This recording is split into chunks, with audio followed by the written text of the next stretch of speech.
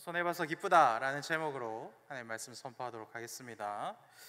한국 사람들이 감정을 표현하는 여러 가지 표현 중에 이런 표현이 있죠. 뭐뭐해서 죽겠네 라는 표현이 있습니다. 그래서 가장 최고의 상태를 표현할 때 이런 표현을 씁니다.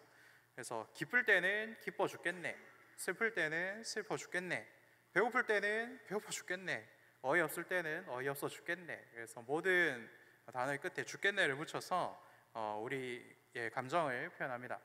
그래서 제가 어릴 때 목사님들께서는 예수 믿는 사람들은 죽겠네라는 표현 쓰지 말아라.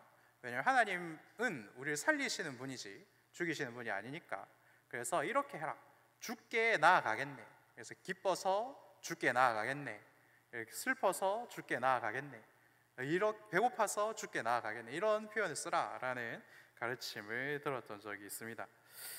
오늘은 이 땅에서 찾을 수 없는 진정한 기쁨을 찾은 사람의 모습을 우리가 같이 좀 살펴보고, 그래서 이 사람이 왜 이렇게 기뻐서 죽게 나아가는 삶을 사는가, 그런 모습을 한번 살펴보고, 그 기쁨을 찾아가는 기도, 그리고 그 방법을 함께 누리는 기도로 또 기도하는 그런 시간 가지기를 소망합니다.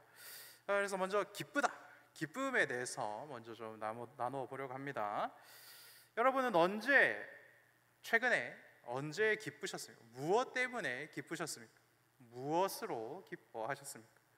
제가 이렇게 질문을 하면 드림 퀴즈 아이들은 막 손을 들고 대답을 하고, 이번 주에 예단 퀴즈도 다녀왔는데 손 안 들고 막 대답하는 친구들이 많은데, 여기는 참 대답하시는 분들이 없어요. 대답을 바라지 않겠습니다. 인간에게는 여러 가지 욕구가 있다고 합니다. 그 욕구가 해결되면 기쁘다라고 느낀다라고 합니다. 그래서 우리가 학교에서 어떻게 배웠냐면 5가지 수준의 욕구가 있는데, 가장 낮은 단계에서 높은 단계를 보면 먼저 생리적인 현상이 해결되면 기쁘다, 그리고 육체적인 위협을 피하고 안전함을 느끼면 기쁘다, 그리고 이제 대인관계를 원만하게 할 줄 알면 이제 그때부터 기쁘다, 그리고 자기 존중과 사회적인 안정을 얻게 되면 그때부터 기쁘다, 마지막 단계, 제일 높은 단계는 자아 성취를 하게 되면 기쁘다, 이렇게 5단계로 나뉜다라고 여러분들도 아마 배우셨을 겁니다. 기억이 나시나요?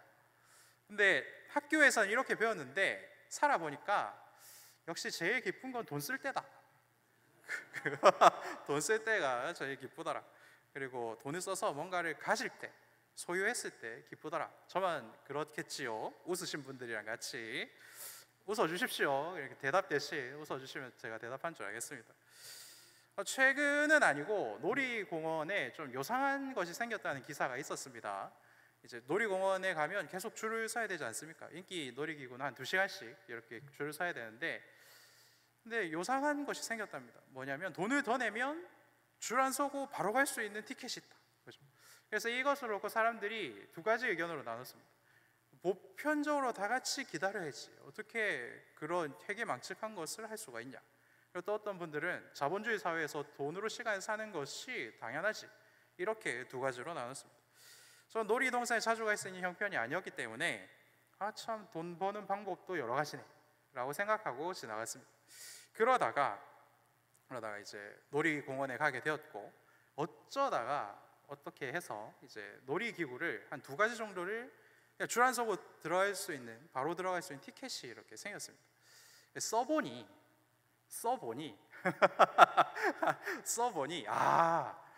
이게 돈 벌어서 쓰는 맛이구나, 그것을 깨닫게 됐습니다. 사람들이 한 2시간씩 줄을 서 있는데 저희들만 그 옆을 쑥 하고 지나가서 이렇게 옆 사람을 의식하면서 이렇게 타는 그 맛이 어마어마했습니다. 그래서 사람들이 이 맛을 버리지 못하여 살아가는구나, 조금 느껴봤습니다. 또 여러분들은 어떤 소비 생활을 가지고 계신지 모르겠지만, 저는 필요한 게 있으면 그것이 할인가가 뜰 때까지 기다렸다 사는 편입니다. 저랑 비슷한 패턴을 가지신 분도 있을 것이고 이해하지 못할 분들도 있으실 텐데, 그래서 필요할 때 사기보다는 싸면 사는 그런 사람 중에 한 명입니다. 그러다 보니 이렇게 살다 보면 무슨 일이 생기냐면, 필요 없는 게 할인을 하면 이거 지금 사야 되나? 이런 생각과 덫에 걸리게 되는 것이죠. 너무나도 다행히도 하나님께서는 이런 저와는 전혀 다른 향을 가진 사람을 아내로 맞이할 수 있는 은혜를 베풀어 주셨습니다. 저희 집사람은 필요한 게 있으면 바로 사는 스타일의 사람입니다. 그래서 결혼할 때쯤에 저만 현명한 사람이고 저만 합리적인 사람이라고 생각했습니다. 도대체 저 돈을 주고 저거를 지금 산다고? 이런 생각을 했었고 이런 이야기들을 나누었던 적이 있습니다. 근데 시간이 지나면서 필요한 걸 필요할 때 사는 게 돈을 조금 쓰긴 하지만 노력과 그리고 스트레스를 줄일 수 있는 굉장히 좋은 방법이구나, 그러한 것을 배우게 되더라라는 것이죠. 물론 여전히 필요한 걸 싸게 사는 게 제일 좋다라는 마음은 변함은 없지만, 하지만 필요한 걸 필요할 때 사는 것도 굉장히 좀 유익하다, 그런 생각을 하면서 삽니다. 저만 그렇습니까? 여러분들도 지금 웃음소리가 굉장히 줄었는데 미소를 지으시는 분들은 저랑 비슷한 분들이시구나라고 제가 알겠습니다. 그래서 우리들은 그렇지 않은 분들도 있으시지만 원하는 걸 얻었을 때 기쁘고, 그런데 그것을 싸게 사면 기쁘고, 필요했는데 특가로 사면 제일 기쁘고, 그런 삶이 우리가 추구하는 그런 모습이지 않습니까? 최근에 저는 뭘 샀을 때 되게 기억에 남았나, 즐거웠나 이렇게 생각해 봤는데 노트북을 샀을 때 되게 즐거웠던 기억이 있어요. 벌써 5년 전 일입니다. 5년 전에 사과 마크 달고 있는 노트북을 하나 구입했습니다. 제가 전화기도 쓴 지 오래됐고 그리고 패드도 지금 쓰고 있지만 노트북을 컴퓨터를 한번 써보고 싶다는 생각이 있었는데 가격이 비싸기도 하고 좀 운영 체제가 저는 윈도우에 익숙했기 때문에 괜히 쓰면 좀 불편할 것 같아요. 그래서 계속 미루다가 이제 5년 전쯤에 새로운 칩셋을 CPU를 탑재한 노트북이 또 가격도 되게 저렴하게 나왔고, 그리고 학생 할인을 받으면 더 싸게 해주고, 학생 할인 받았을 때 사은품으로 이어폰까지 주고. 저희 사무실에, 제가 그때 전에 교회에 있었는데 저희 사무실에 신대원 다니는 전도사님이 계셨고, 그분이 마침 자비로 노트북을 사서 그 해당하는 모델을 할인 받을 수 있는 상황이었습니다. 그래서 부탁을 해서 샀죠. 그 당시에 그 회사 매장에 가서 물건을 사오는 게 굉장히 좀 유행처럼 번지던 그런 시기였어요. 겨울이었고. 그래서 그곳으로 제가 일부러 택배로 받지 않고 그곳에 가서 받겠다. 가로수길이라고 아십니까, 여러분? 거기에 가는 그 운전해서 갔는데, 운전해서 가던 그때의 풍경과 그때 바람, 그리고 주차장, 그리고 그때 만났던 사람들, 그 매장 앞에서 저를 반겨주던 직원들, 모든 것이 다 기억이 납니다. 그리고 집에 와서 이제 동영상도 찍어놨는데 그래서 언박싱하는 그 영상까지도 이렇게 찍어놨습니다. 너무 좋았어요. 성능도 너무 좋았고 발열도 없었고, 그리고 이제 작았기 때문에 들고 다니면서 쓰기는 너무 좋았고. 그런데 여러분, 5년 지나서 제가 그거 지금 거들떠 볼까요? 전혀 거들떠 보지 않습니다. 왜 그렇습니까? 5년 동안 신제품들이 무수하게 쏟아졌고, 그리고 이제 나올 때는 지금도 뭐 성능이 나쁜 건 아니지만 지금 좀 쓰기가 좀 어렵진 않지만 좀 그런 상태가 되어버렸습니다. 그래서 필요했고, 그래서 싸게 샀고, 그래서 얻었고, 굉장히 기뻤지만 시간이 지나면 어떻습니까? 그 기쁨이 주는 것도 굉장히 쉽게 사라져버리고, 이제는 이걸 어떻게 집사람 몰래 바꿔볼까? 뭐 이런 고민하는 뭐 그런 처지에 있게 되었다라는 것이죠. 이 땅에서의 모든 인생이 이처럼 이 땅에서 기쁘기를 원하고 행복하기를 원합니다. 그래서 나름의 행복을 찾아가고 행복한 것을 계속해서 누리기 위해서 뭐 소비를 하는 분들도 있을 것이고 뭐 여러 가지 다른 행동들을 하시는 분도 있을 것입니다. 그런데 문제는 무엇입니까? 이렇게 돈을 쓰고 소유를 하고 싸게 산 그 기쁨은 굉장히 오래 가지 않더라 하는 것이죠. 먹는 것에 유통기한이 있듯이, 그리고 사용기한이 있듯이 무언가를 사고 돈을 쓰고 얻음으로 인하여서 우리가 누릴 수 있는 그 기쁨도 유통기한이 있고 그 유통기한이 굉장히 짧더라. 이것이 굉장히 큰 문제라는 것입니다. 6살 생일을 맞은 어린이는 자기 생일 케이크에 달려있는 그 초를 끄는 기쁨을 누립니다. 하지만 그 기쁨이 20살, 30살, 40살까지 가겠습니까? 그렇지 않을 것이죠. 그리고 본인이 원하던 장난감을 얻을 때는 굉장히 기뻐하지만 그 장난감들도 두세 달이 지나면 이제 먼지가 쌓이기 시작하고 1년, 2년 지나면 어떤 형아들에게 장난감을 받았던 것처럼 예쁘게 포장돼서 다른 동생들 집으로 가게 되는 것이 우리들이 모두 다 겪었던 것이지 않습니까? 그리고 지금 열심히 수능 준비를 하는 학생들 있는데 원하던 대학과 원하던 과를 가고 그리고 그곳에서 이상형을 만나서 교제를 하면 행복하지요. 행복합니다. 하지만 곧 군대라는 것이 찾아오게 됩니다. 그리고 이제 남자든 여자든 그 힘든 것들을 겪어야 하는 것이죠. 청년들은 어떻습니까? 졸업하고 좋은 직장을 들어가면 행복합니다. 하지만 조금만 지나면 정말 전혀 다른 차원의 스트레스를 얻는 것이 또한 직장에서의 모습이지 않습니까? 기쁘고 즐거운 것들이 참 많이 있지만 그러한 것들이 너무 한정적이다라는 것을 우리는 모두 다 알고 있습니다. 그런데 우리들의 상황과 처진이 이러한데 오늘 말씀을 보면 어떻습니까? 험하고 어려움이 많은 이 세상을 불편하게 살아가면서도 거기에 더해서 바가지를 쓰는 것을 마다하지 않는 사람, 그리고 본인의 손해를 보는 것을 마다하지 않는 사람을 우리가 오늘 만나게 되는 것이죠. 그 사람은 누구입니까? 바로 아브라함입니다. 오늘 말씀뿐만 아니라 구약 말씀을 보면 손해를 보고 그리고 바가지를 쓰는 원동력, 그것이 믿음에 있다라고 우리들에게 또한 알려주고 있습니다. 도대체 믿음은 무엇이기에 이렇게 어렵고 불편한 선택을 할 수도 있고 손해를 보고 그리고 바가지를 써도 기쁘다라고 할 수 있는 것일까요? 그래서 오늘은 이 믿음에 대해서 좀 같이 살펴보고 기도하기를 원합니다. 믿음의 조상 아브라함은 여러분들 더 잘 아시듯이 본토 친척 아버지 집을 떠나 내가 내게 지시할 땅으로 가라 말씀하신 하나님의 말씀을 듣고 그대로 순종한 사람이다. 그리고 하나님께서는 그것을 그의 믿음으로 여겨주셨습니다. 그런데 아브라함이 살고 있었던 도시의 이름은 어디일까요? 우르입니다. 우르는 큰 도시였다라는 것이죠. 여러분, 우리가 살고 있는 이 시대에도 큰 도시에는 빌딩들, 그리고 높은 건물들, 좋은 집들이 많이 있지 않습니까? 아브라함이 살았던 그 우르 땅에도 그렇게 크고 좋은 집들이 있었다라는 기록들이 있습니다.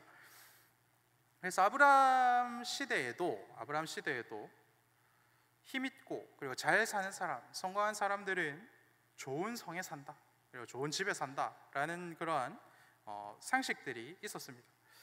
여러분, 성경 말씀을 보면 아브라함이 하나님의 은혜로 무엇이 되었다라고 말씀합니까? 당대 최고의 부자가 되었다, 이렇게 성경은 이야기하고 있지 않습니까? 하나님께서 그에게 부유함을 주셨고 그의 인생은 성공하였고 거부가 되었지만, 근데 오늘 말씀을 보면 그가 어디에 거하였다라고 말씀하고 있습니까? 그가 성에 살았다고 얘기합니까? 그렇지 않습니다. 좋은 집에 살았다고 얘기합니까? 그렇지 않습니다. 그가 장막에 거하였거늘 이라고 말씀하는 것을 볼 수 있습니다. 그러면 왜 여러분 아브라함은 자신의 성을 지어 그곳에서 살지 않고 장막에서 살고 있었던 것입니까? 하나님을 만나기 전에는 어쩌면 그의 인생의 목표도 나도 저 사람들처럼, 저 잘 사는 사람들처럼 큰 성을 짓고 저기에서 살아야 되겠다, 이것이 그의 삶의 목표였을 수도 있습니다. 하지만 본토 친척 아버지 집을 떠나라, 그리고 떠나고 계속해서 이동하는 것이 너의 삶이다 라는 하나님의 말씀을 들은 그 순간부터 이 땅에서의 나의 삶은 나그네와 같은 삶이 될 것이다 라는 믿음이 있었기 때문에 그의 현재 모습이 장막에 거하는 삶으로 나타난 것이다 라고 우리는 볼 수 있는 것이죠. 매일의 삶이 하나님께서 인도해 주시고 하나님께서 말씀하시는 곳으로 가기 위해서 준비된 삶을 살아야 했기 때문에 그는 이동이 쉬운 장막에서 살았던 것입니다. 성에서 살면 어떻습니까? 그곳에 계속 머물러야 하는 것이죠. 하지만 장막은 언제든지 이동이 가능한 그러한 특성을 가지고 있습니다. 그래서 성경은 아브라함이 이렇게 매일 이동할 수 있는 준비를 할 수 있었던 그 이유를 하나님께서 설계하고 세우신 견고한 하늘의 성을 바라보는 그 믿음에 있었다라고 우리들에게 알려주고 있는 것이죠.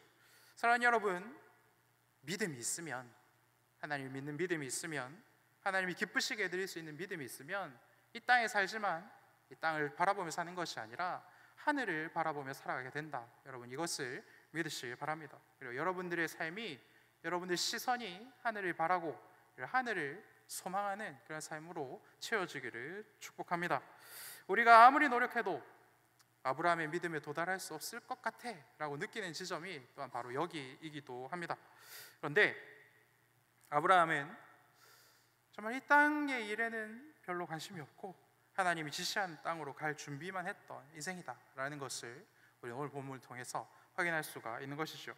그렇다면 여러분, 아브라함에게 있었던 장막에 거하면서 살면서 하나님의 말씀에 귀를 기울였던 그 믿음이 있었던 그 아브라함의 믿음의 구체적인 내용은 무엇입니까? 우리의 진짜 처소, 우리의 진짜 본향은 이 땅이 아니라 하나님이 계시는 저 하나님 나라이다. 지금 내가 내 아들과 자손들이 살고 있는 이 땅은 나그네처럼 잠시 지나쳐갈 장소일 뿐이다 라는 것이 그의 믿음의 내용입니다. 영원한 생명 되신 하나님을 온전히 만난 자의 믿음이 이와 같더라 라고 성경은 우리들에게 말씀하고 있는 것이죠. 이러한 믿음으로 평생을 나그네로 살았던 아브라함이 굳이 딱 하나의 부동산을 구입하는 장면이 창세기 23장에 등장합니다. 그 굴의 이름은 막벨라 굴이지요.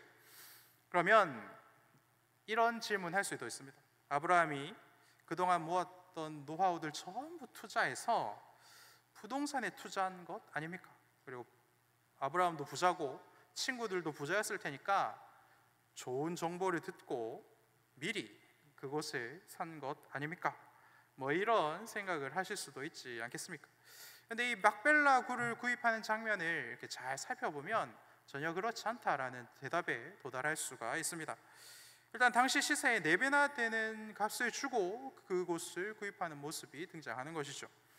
오늘 말씀을 준비하면서 네이버 부동산에 들어가서 울산에서 제일 비싼 곳이 어딘가 매매가로 찾아봤더니 울산 남구, 저는 잘 모르니까 울산 남구에 무슨 캐슬 아파트 매매가로 올라온 것이 13억이었습니다. 근데 여러분, 그 아파트를 13억 주고 사는 사람도 분명히 있겠죠. 있지만 근데 그 아파트를 무려 50억이나 주고 산다면, 울산에 있는 제일 비싼 아파트를 50억이나 주고 사는 사람이 나타났다. 그럼 여러분은 그 사람을 보고 와, 돈 많네 라고 생각하실까요? 아니면 와, 뭘 잘못 먹었을까? 라고 생각을 하실까요? 후자이지 않겠습니까? 뭐 단단히 미쳐도 이상하게 미쳤고 왜 이런 생각을 하지 않겠습니까? 그리고 재테크 많이 하시죠? 저는 재테크할 돈이 없어가지고 못하고 있는데 통장에 넣어놓는 게 답니다. 그래서 없어지지만 마라, 이것이 저의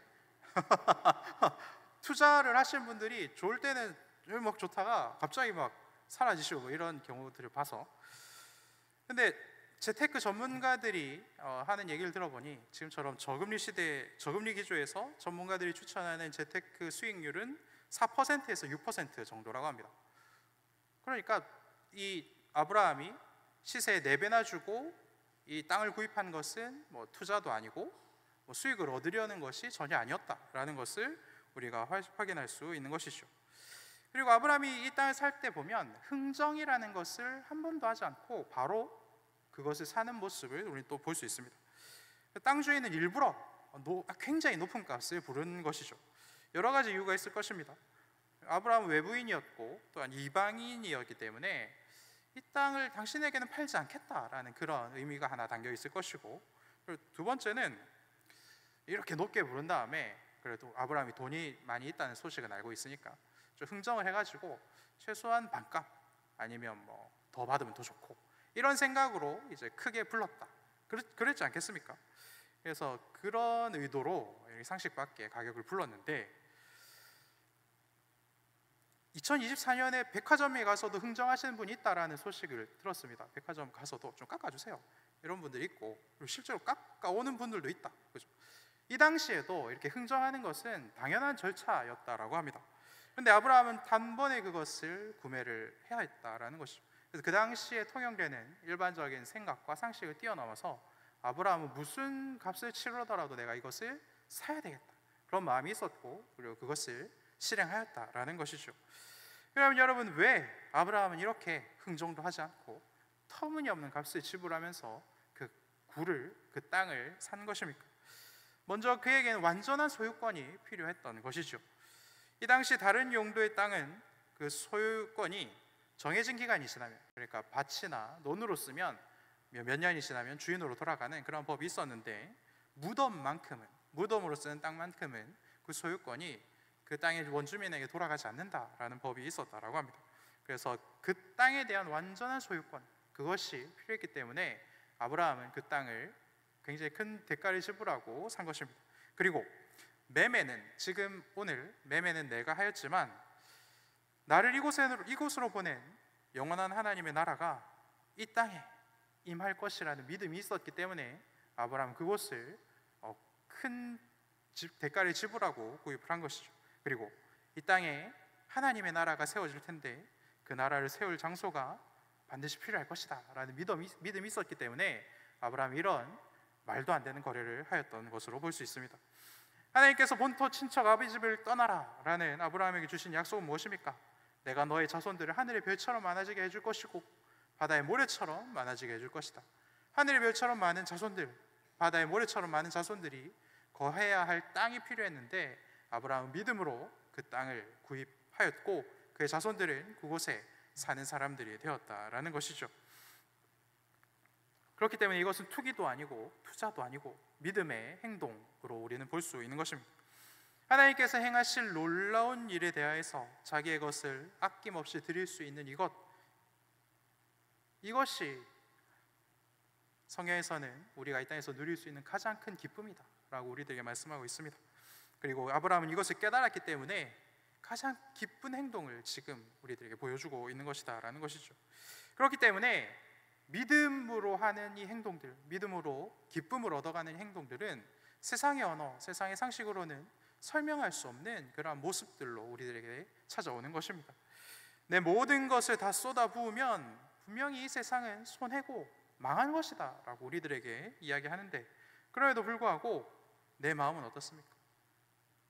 그 어떤 것을 살 때보다 하나님의 것을 살 때 기쁘다, 그것을 누리게 된다라는 것이죠. 손해를 보는데도 기쁨이 흘러넘친다라는 것을 예수님께서는 이렇게 표현하셨습니다. 우리 같이 마태복음 13장 44절 말씀을 같이 읽어보겠습니다. 시작. 천국은 마치 밭에 감추어진 보화와 같으니 사람이 이를 발견한 후 숨겨두고 기뻐하여 돌아가서 자기의 소유를 다 팔아 그 밭을 사느니라.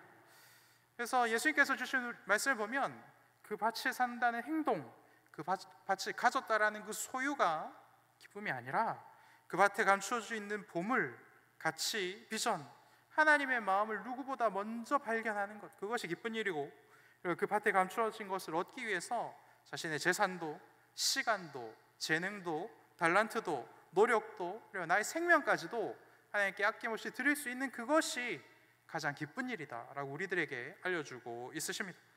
아브라함은 하나님께서 만들어 가실 영원한 나라를 하늘과 그리고 가나안 땅에서 발견한 것입니다. 그래서 자신에게 많이 있었던 재산을 아낌없이 그곳에 밀어넣을 수 있었던 것이죠. 이런 이해 안 되는 삶을 사시는 분들이 간혹 나타나곤 합니다. 독립운동가 중에 김용환 선생님이라는 분이 있습니다. 그 당시에 안동에서 200억 정도의 재산을 가진 부자였습니다.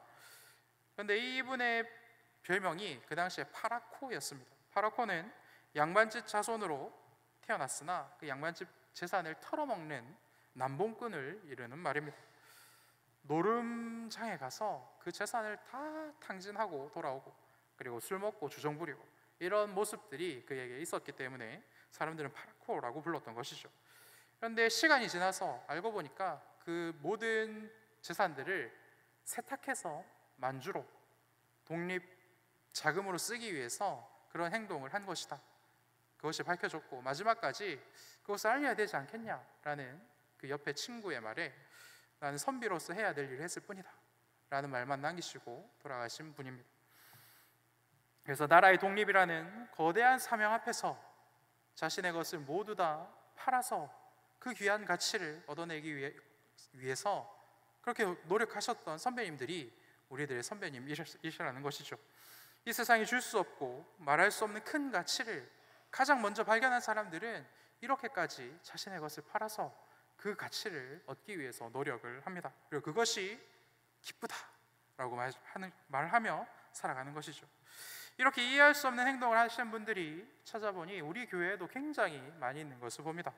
우리 교육부서의 교육 목자님들이 그걸 하고, 그리고 우리 목자님과 목녀님들이 같은 일을 하는 것을 볼 수 있습니다.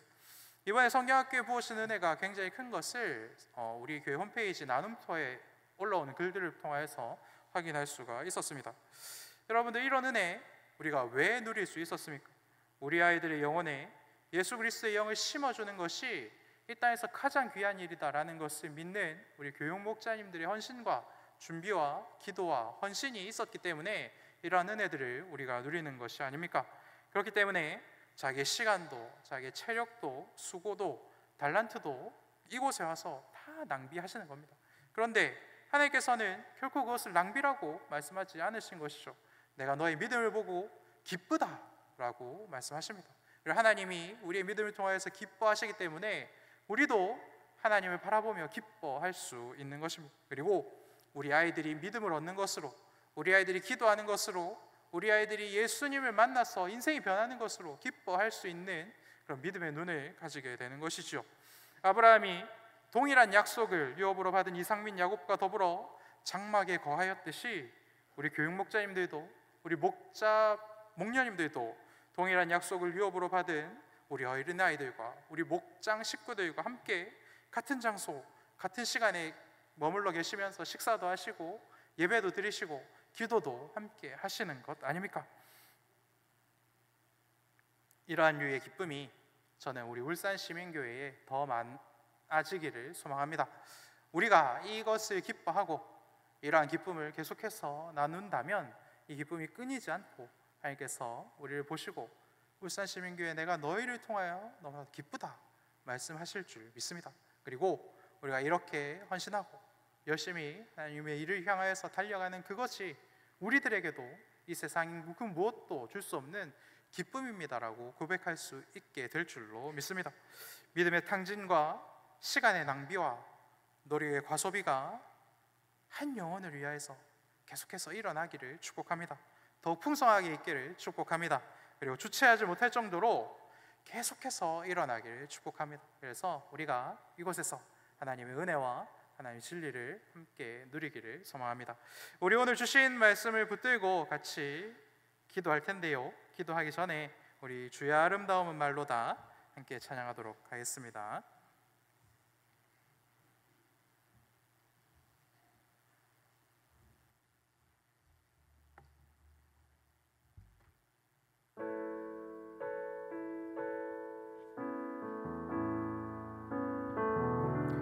주의 아름다움은 말로다 영원할 수 없고 주님의 그 놀라우심은 다 표현할 수가 없네. 누가 그 지혜를 깨닫고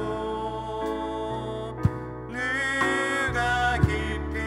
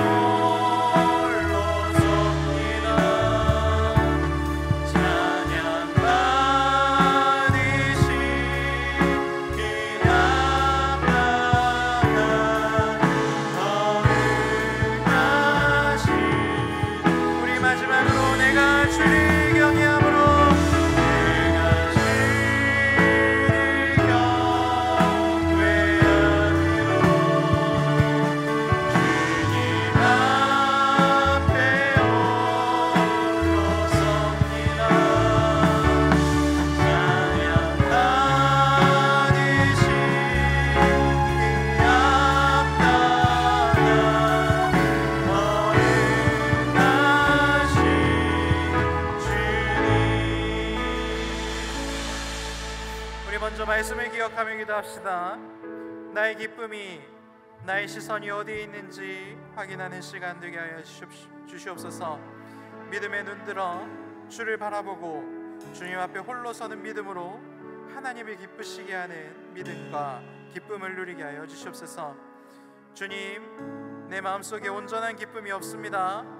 근심과 걱정과 불안과 우울과 분노와 좌절 모두 이 시간 하나님께 내어드립니다. 아낌없이 가져가 주시고 하나님, 내 기쁨이 되어 주시옵소서.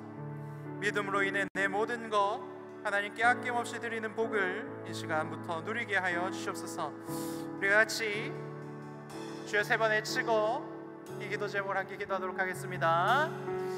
주여,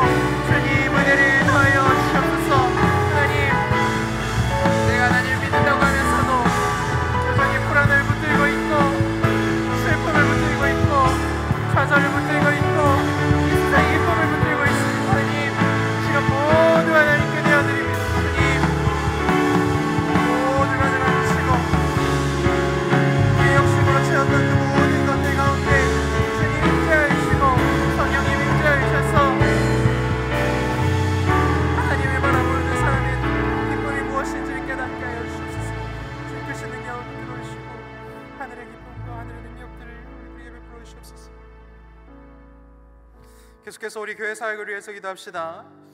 교육부서 여름 사역 은혜로 마치게 하신 하나님 감사합니다. 하나님의 기쁨 되는 우리 교육부서 되게 하여 주시옵소서. 가을 학기 309 신청을 앞두고 있습니다. 귀한 강의 준비하는 강의자들에게 힘과 지혜를 주시고 참여하는 모든 자들에게 성실함을 주셔서 참된 기쁨을 우리 가을 학기 상공부 통하여서 모두 누리게 하여 주시옵소서. 그리고 다음 주에 문경에서 목자 컨퍼런스 있습니다. 주께서 목자로 부르시고 목녀로 부르신 그 은혜에 감사할 수 있는 시간 되게 하시고 깊은 은혜 누리는 시간, 하늘의 기쁨을 맛보는 시간 되게 하여 주시옵소서. 마지막으로 리모델링 진행 중입니다. 사고 없게 하시고 계획대로 그리고 정확하게 공사가 이루어지게 하시고, 그리하여 이곳이 영원 구원하고 다음 세대를 양육하고 성도 간의 교제가 더욱 풍성히 이루어지는 그런 공간이 되게 하여 주시옵소서. 우리 같이 교회 사역을 위해서 주여 3번 외치고 함께 기도하도록 하겠습니다.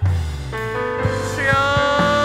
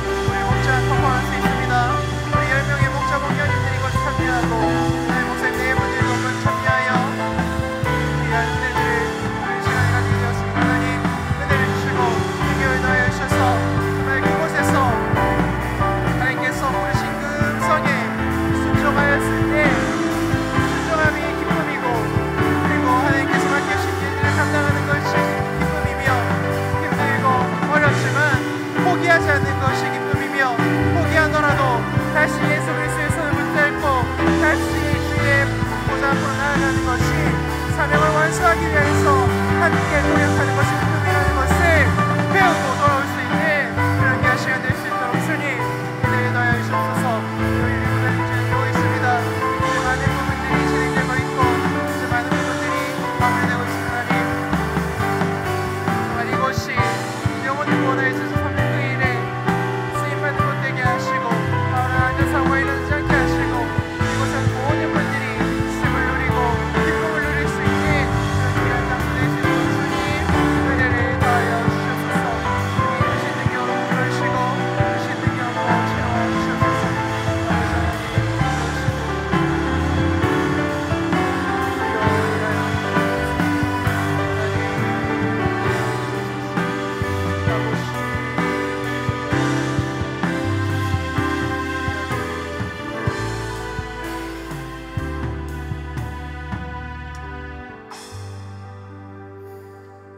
많은 우리 환우들을 위해서 기도합시다. 시트가 2장입니다. 넘어가게 되는데 계속해서 보시면서 이름과 기도 제목을 계속해서 기도해 주시길 청합니다. 그래서 환우들을 위해서 기도하고, 그리고 이제 충분히 기도한 뒤에 자신의 기도를 하면서 계속해서 기도에 마치도록 하겠습니다. 우리 같이 주 3번 외치고 환우들의 회복을 위해서 기도하고, 그리고 자신의 기도 제목을 놓고서 함께 기도하기로 같이 주님 3번 외치겠습니다. 주여, 주여,